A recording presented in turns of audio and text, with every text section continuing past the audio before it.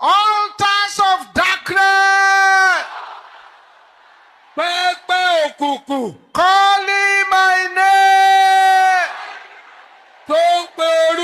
Catch fire. In the name of Jesus.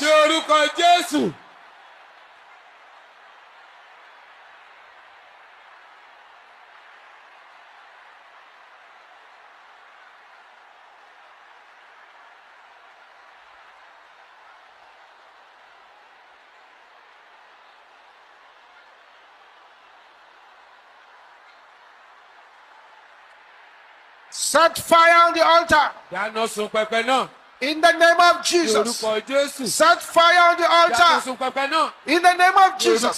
Set fire on the altar. In the name of Jesus. In Jesus' name we pray.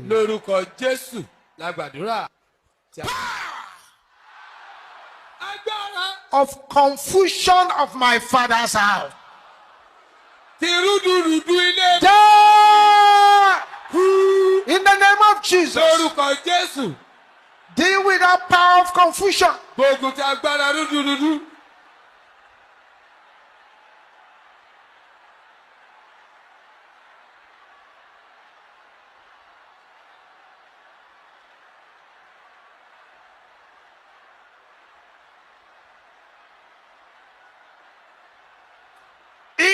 Jesus' name we pray. Ancient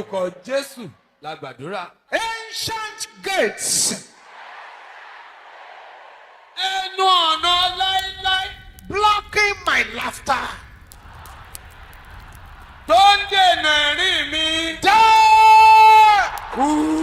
In the name of Jesus. Deal with the ancient gates.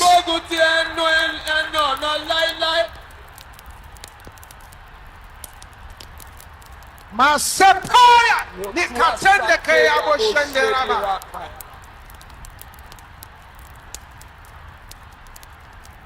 Open that mouth. That's why Jesus brought you here.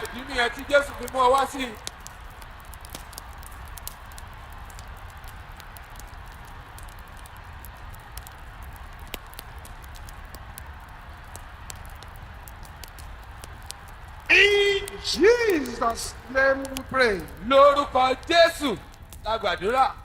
Everybody will shout this again loud and clear. Evil cloud over my head. Clear away. In the name of Jesus. Command the evil cloud to clear away. This is not a day to negotiate with the enemy.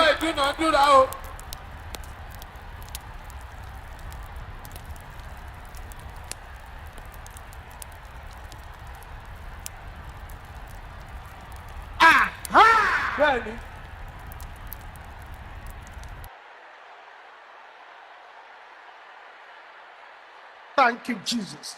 In Jesus' name we pray. Planners of sorrow. I am not your candidate. Carry your sorrow. In the name of Jesus.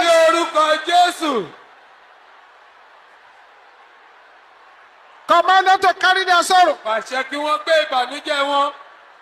Makatenda yabo shenderabo center.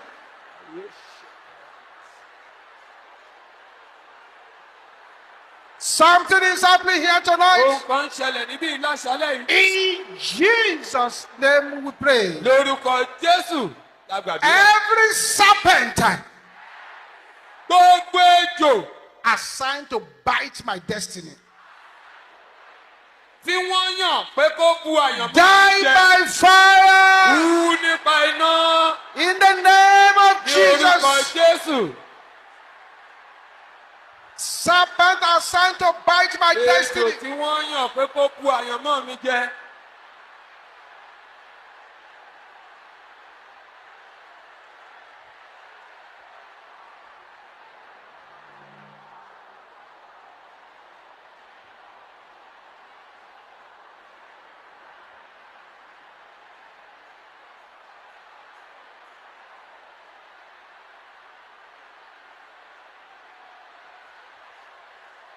Thank you, Jesus.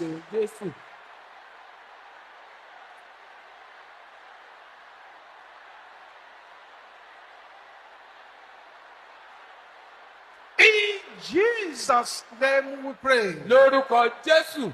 Every rod of the wicked Gbogbo ọ̀pá àwọn ìkà. attacking my progress.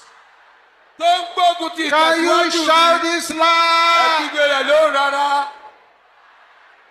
Break! Ọ̀ In the name of ní Jesus. orúkọ Jésù. Break the rod of the wicked. Fọ́ ọ̀pá àwọn ènìyàn In the name búburú. of Jesus. Ní orúkọ Jésù. Thank you, Jesus. Jésù. In Jesus' name we pray. Lórúkọ Jésù la gba àdúrà. Can I hear the sister say what I'm going to say now? Ẹ̀yin obìnrin ẹ wí báyìí tẹ̀lé mi kí n gbọ́. I recover my glory.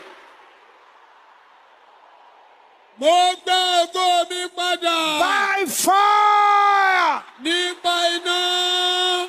Can I hear the sisters shouting it? Àwọn obìnrin ó kígbe rẹ̀ kí n gbọ́.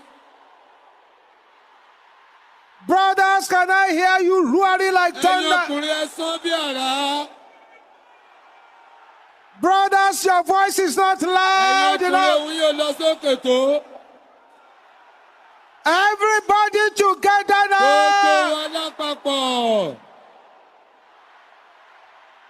Now get yourself ready. Ó yẹ ìbúra sílẹ̀ o. You need to shout that 10 hot times. Ìgbà mẹ́wàá tó gbóná jọjọ ló kígbe And then rẹ̀. you had in the name of Jesus. Ó wá wípé ní orúkọ Jésù. And you keep quiet. Ó sì dákẹ́ jẹ́. Let's go! Ó yá o.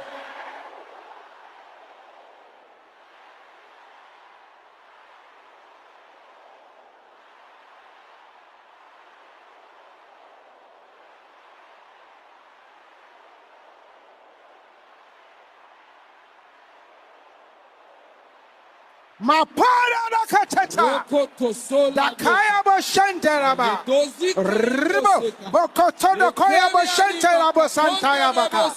Daribo saponda kaya bo shenterabo santa.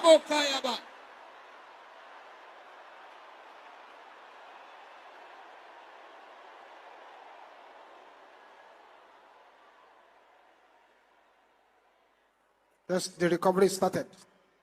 Ìgbàpadàbọ̀ yẹn ti bẹ̀rẹ̀. Recover your children.